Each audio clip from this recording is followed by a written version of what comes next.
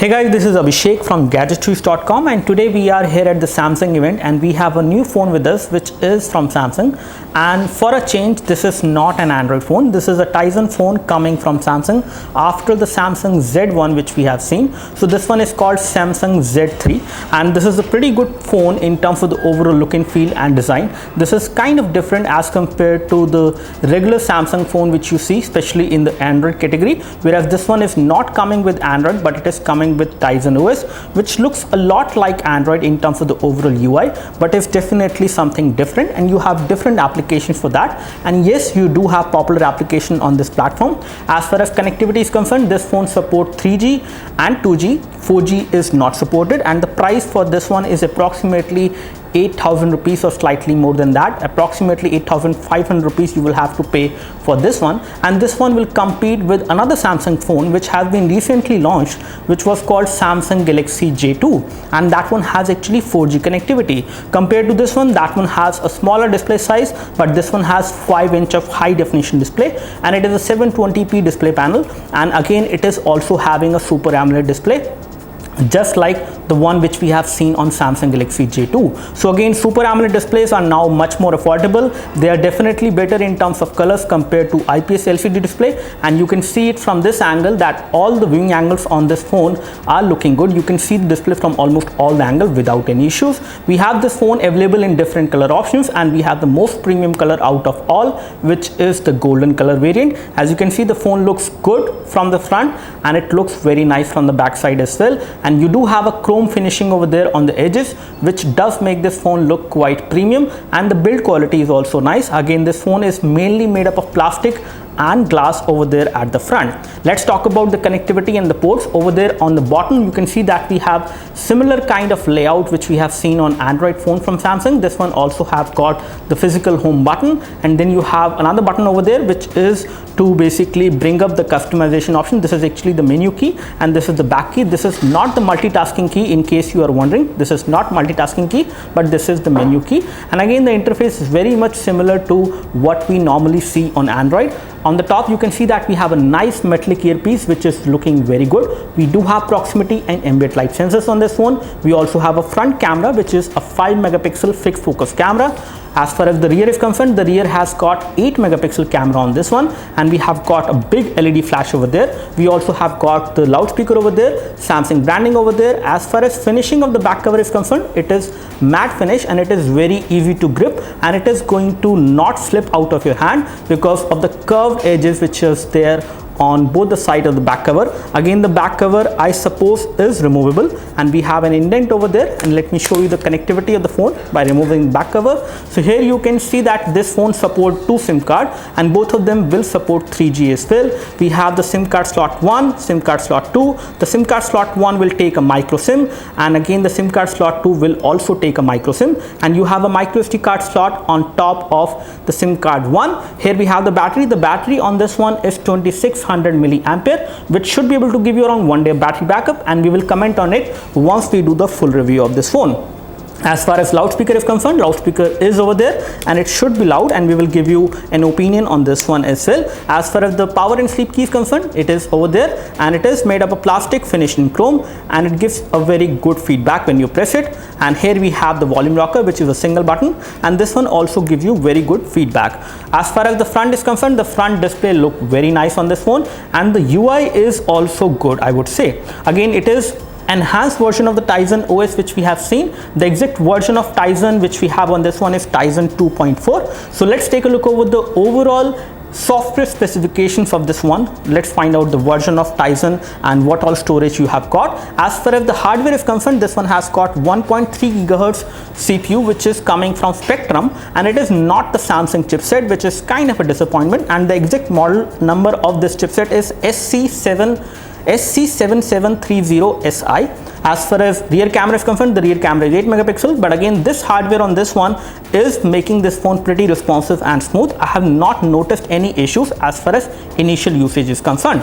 Let's take a look over the phone dialer. This is how the phone dialer looks like. You can easily dial the number. Again, this phone is meant for people who are upgrading from a feature phone to their first smartphone. So in case you don't want to buy an Android phone, you can buy this one, which is being offered by Samsung, and it comes with a lot of offers and other things which you may like to have on this one. Let's take a look over the keyboard experience, and here we have the messaging application, and if we create a new message over there, you can see how does the keyboard actually look like. This is how the keyboard look like. It looks exactly like the keyboard which we have seen on Android, and in terms of the typing experience, it is pretty good. I do not face any issues while typing on this device. You can type faster in the portrait mode, and you can always type in the landscape mode in case you face any issues or in case you have thick fingers. Let's take a look over the application which are coming pre-installed. So here we have all the application. The moment you slide it from the bottom, you can reveal all the application which are there. You do have a Tizen App Store, not the Samsung store or not the Android store on this one, because Android applications are not supported on this one, but they have their own Tizen store which is going to load up applications in case you would like to download application. You cannot actually install Android application on this one, and it has all the useful application you might need when you use it. For example, you have gallery, you have a video player, you also have a YouTube native application, so you don't need to basically use the web version, which is good, and you also have a browser over there which is its default browser. Again, it is not Google Chrome and it is not the Android browser, but it is good enough, I would say, in terms of the overall screen experience and the options you may like to have on a basic browser. But again, it is not an advanced browser in any way. Here we have the My Galaxy application, which is actually an area where you will see a lot of offers coming from Book My Show. A lot of other applications and services are part of it, so you will get to see a lot of offers on this device which will come from different publications as well as from different portals. So let's take a look over the camera performance, and we will just take a photo from the rear camera on this one, and we will take a photo from the front camera as well. So here we have my iPhone 6 over there, and I would like to take a photo, and I would like to show you how is the quality of the camera, especially in this low light scenario. Again, you do have tap to focus and it has focused. So the rear camera is an autofocus camera. Let me take a photo from the front camera. So I have taken the photo from the front camera as well. I would like to show you. So front camera is 5 megapixel and the clarity which I can see is good, if not great. Again, I can see the details, but there is some grain on the photo which when I zoom in, this is something which you will experience. As far as the rear camera quality is concerned, the rear camera quality is good, but again, this is also not great. The camera is good, performance is also good, especially in this low light scenario, but in terms of details, the moment I zoom in, I can see some noise over there, which is again because of the low light, but in daylight you can capture better photos from this device. Again, one thing which you might have noticed that there is no backlit LED on these touch capacitive buttons which are there on the phone.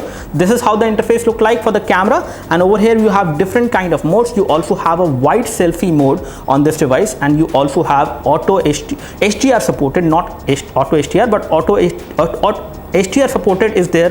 HDR support is there on the rear camera, sorry for that, and you have a wide angle selfie mode in the front camera in which you can capture more people. So if I take a selfie like this, I can basically cover more area.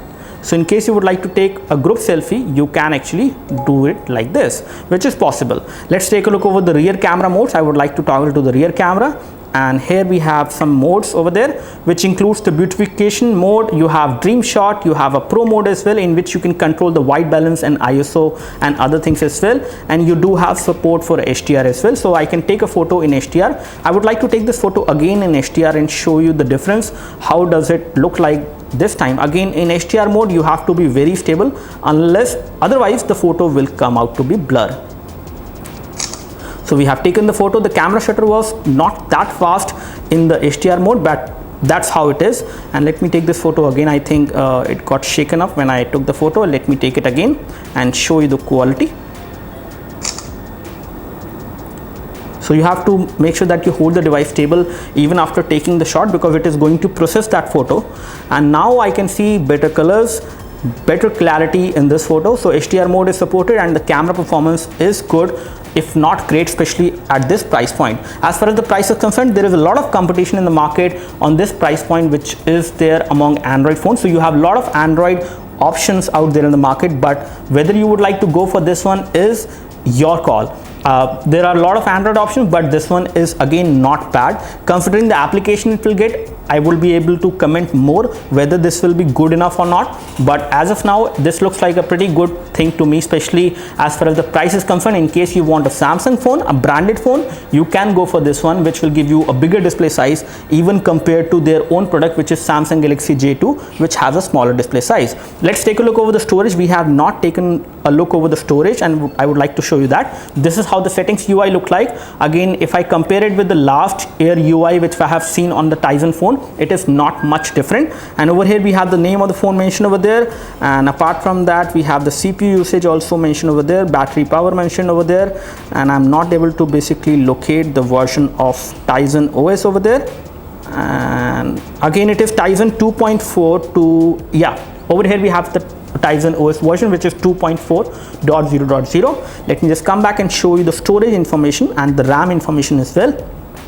So on the storage front, you get approximately 4.9 GB free out of 8 GB storage which we have on this one.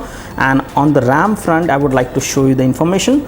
And this one has 1 GB of RAM, and out of that 339 MB of RAM is free, to be very precise.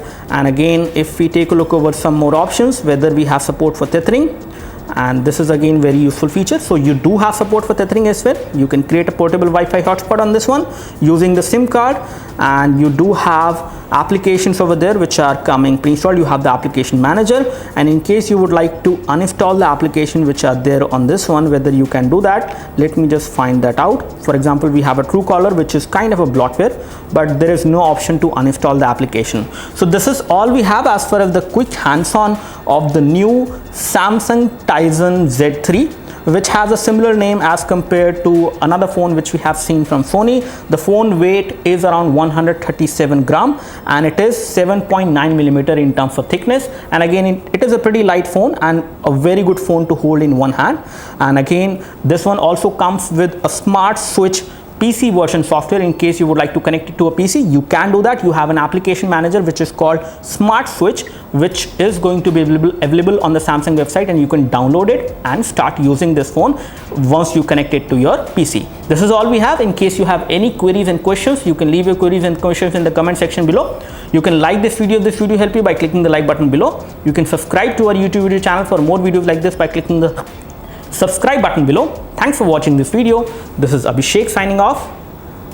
Thank you.